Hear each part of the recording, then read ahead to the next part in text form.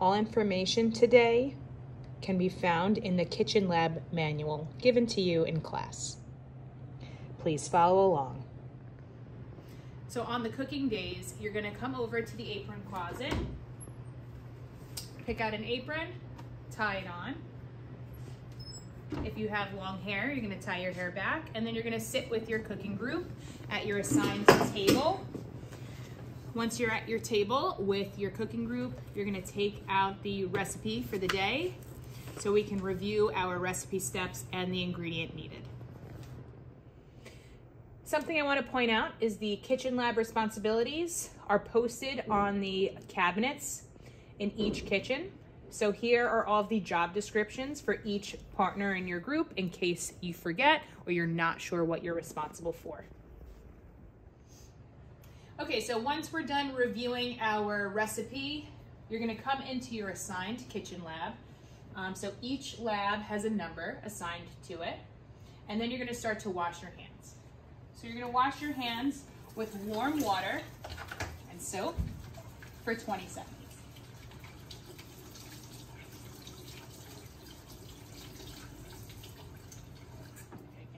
Once you're done washing your hands, you can come over to your paper towel dispenser.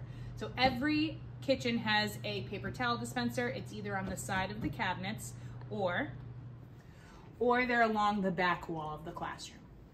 So there are 4 garbage cans in the classroom. There's 1 per kitchen lab.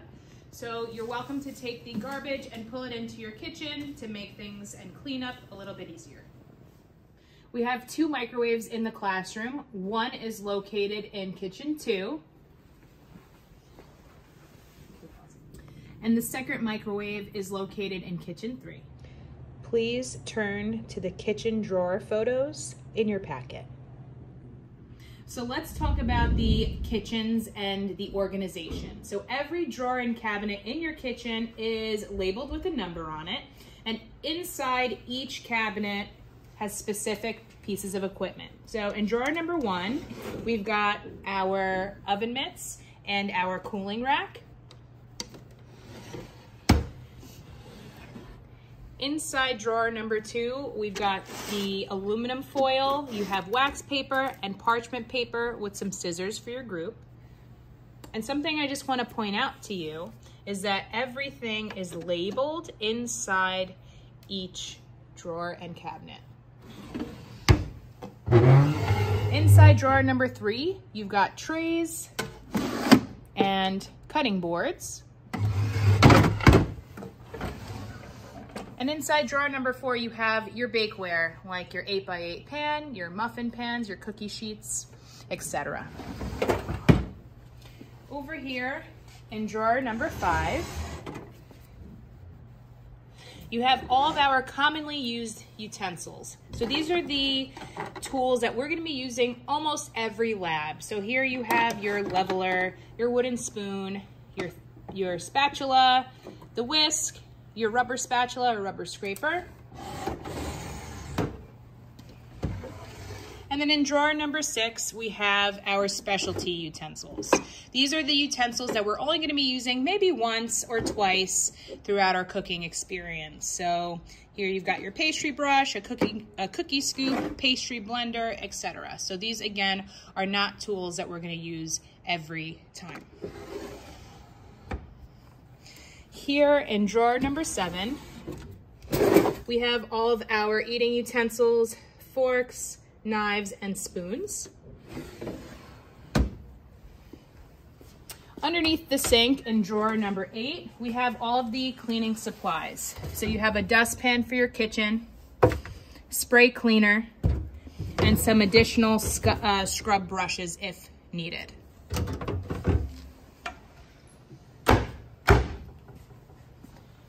In the large cabinet above your counters, 9 and 10, are where you're gonna find your mixing bowls, the custard cups, your dry and liquid measuring cups, your measuring spoons. Above is where you're gonna find the electric mixer attachments, some small ceramic bowls, your group sifter, cooking spray, and all the other small ingredient containers for your group. Something I want to point out is on the inside of the cabinet is a picture of how everything should look when your equipment's put away properly. On your kitchen counter, you'll have containers of your larger ingredients, like your all-purpose flour, the granulated sugar, and brown sugar. You'll also see your electric stand mixer for your group. If there are any ingredients that are going to be shared amongst all of the groups, it's going to be placed here in the shared ingredient station, which is located right next to the refrigerator. Please turn to the dishwashing procedures page in your packet. Okay, so now I'm going to show you how to set up the double sink. So when it's your turn to be the dishwasher, you'll be responsible for setting up this sink. So the first step in setting up the sink is to put the drain stoppers in. So on the bottom of the drain stoppers, you're going to line up the piece and turn it to the right so it's locked into place. And you're going to do that on both sides of the sink. On one side of the sink, you're going to dedicate this side for your soapy side. So you're going to take the dishwashing liquid and just put a couple of squirts of soap, and basically you're going to make a warm bubble bath for the equipment on one side. And we're going to fill the sink up about halfway with warm soapy water. Once the sink gets halfway full, you'll move it over, and you'll do the same on the opposite side with just clean rinsing water. Once it's filled halfway, you're going to stop the sink. So inside your group's basket is a scrub brush for your dishes. You'll use the scrub brush to wash all of the equipment. Once you're done washing all of the equipment, you're going to take the drain stoppers out to drain the sink.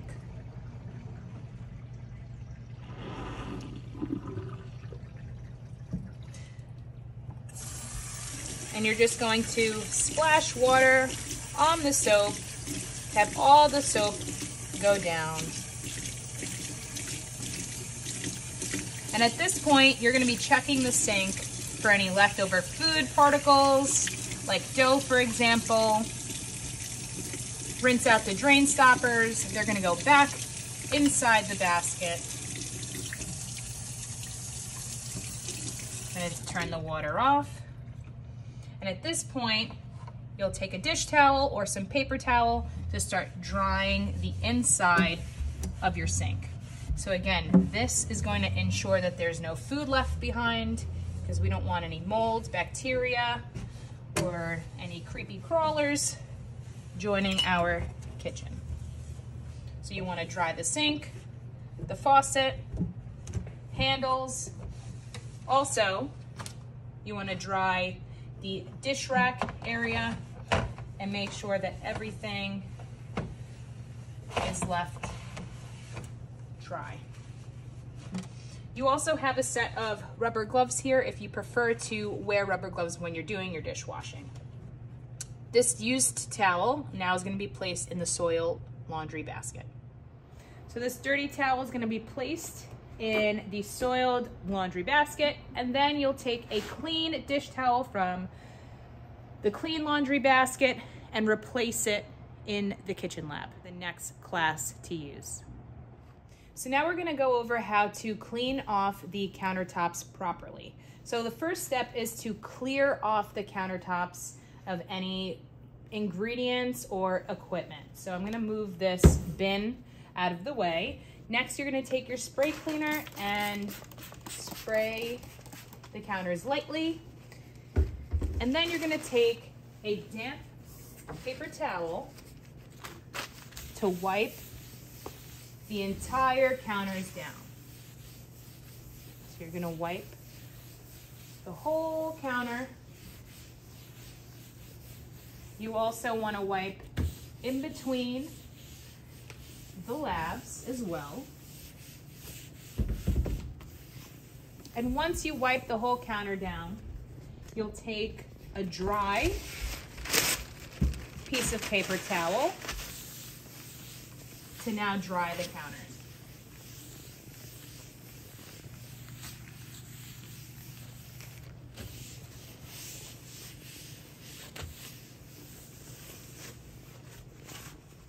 In addition to wiping the counters down, you also want to make sure that you wipe the containers as well. So you'll take a wet paper towel again and wipe the containers. Make sure that there's no dough or handprints on there. Take a dry paper towel and dry the outside. And you'll return the container back to where it belongs. One thing I want to mention is to make sure you take out any spoons that you used to measure out ingredients before putting the container away. Posted on the wall in each lab is also the dishwashing procedure and how to sanitize the countertops properly in case you need a reminder on how to set up your sinks. So once your group is done cleaning up your lab, you're going to call me over to check your kitchen to make sure everything was left clean and organized before you leave for your next class.